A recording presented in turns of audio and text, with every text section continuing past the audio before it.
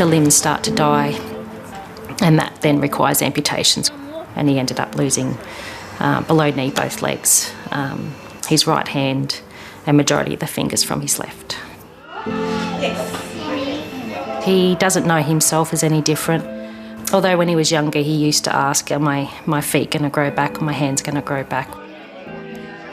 Finn Smith is only 7 years old, but has spent more time in hospital than most of us will in a lifetime. Good morning, Finn. Come in. Can you say hello? Good to see you again. It's 6 years now since we did your operation. You seem to be doing very well with picking up things. How's he coping at school? Because he was so young, he will need constant surgeries probably throughout until he's stops growing. So an adult, probably early 20s, late teens. Oh, quick! No!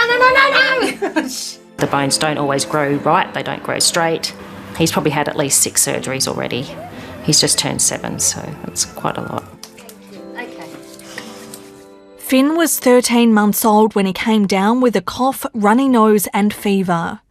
His mum didn't know it at the time, but the single spot on his forehead was a sign he'd contracted deadly meningococcal disease. That's pretty much when all hell broke loose. Yeah, they just sort of said, you had to really prepare that he may not make it through the next few hours, let alone the night. It was, pretty hard to hear. Some people will die from the disease. Some people will be left with long-term complications such as amputations. We don't really know why some people get it and some people don't. In Australia, there are 5 strains of meningococcal disease: A, B, C, W and Y.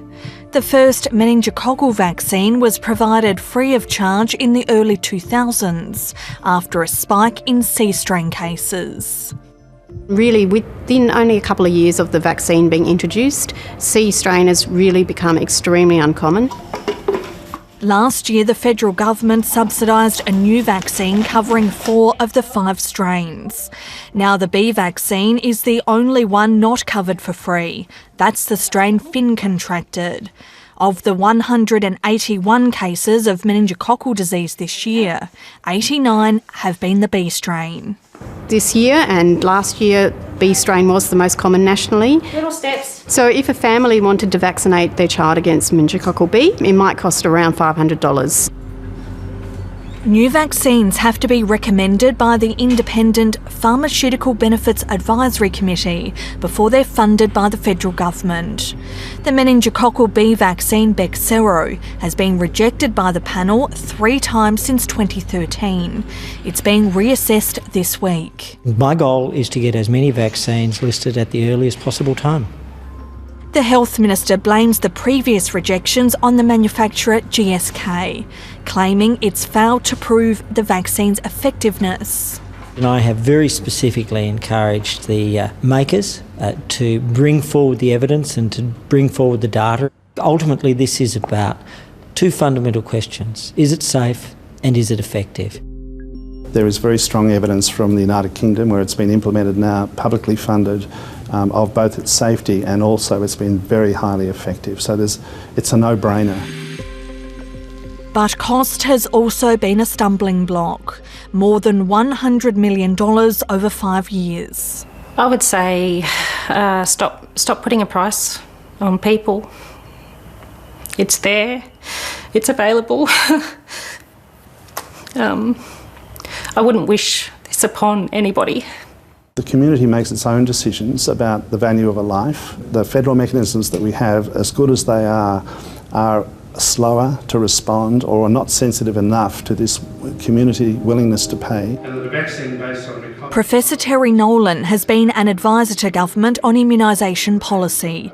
He's also had research funded by pharmaceutical companies. He wants a rethink on the assessment process. In general, the hurdles are probably set too high at the moment for vaccine evaluation, and there are specific technical reasons why I would argue that is the case. Always open to the suggestions of the experts, and we're constantly reviewing that process. Good morning. Last year, in the absence of a federally funded rollout, the South Australian government chose to go it alone and is paying for children and teenagers to be vaccinated against the B strain. It's an expensive vaccine, but a devastating disease. Those people with long-term complications can be quite expensive for the health system, so that was taken into account. Jay Dont sees the value in prevention. He lost both legs below the knee and the fingers on his right hand to meningococcal B disease when he was 13 years old. I was completely through the public system, so I think I heard it informally told to me that my bill at the Women's and Children's Hospital was in excess of $1 million. These days, Jay's preparing for his third Paralympics.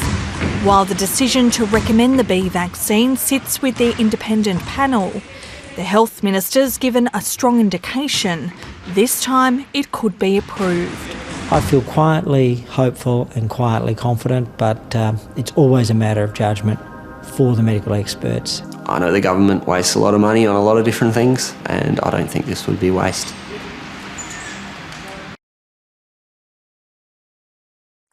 Hi, I'm Lee Sales. Thanks for watching this story. If you'd like to watch more of 730's stories, they are on the left of your screen. And tap on the button below to subscribe and get the latest from ABC News.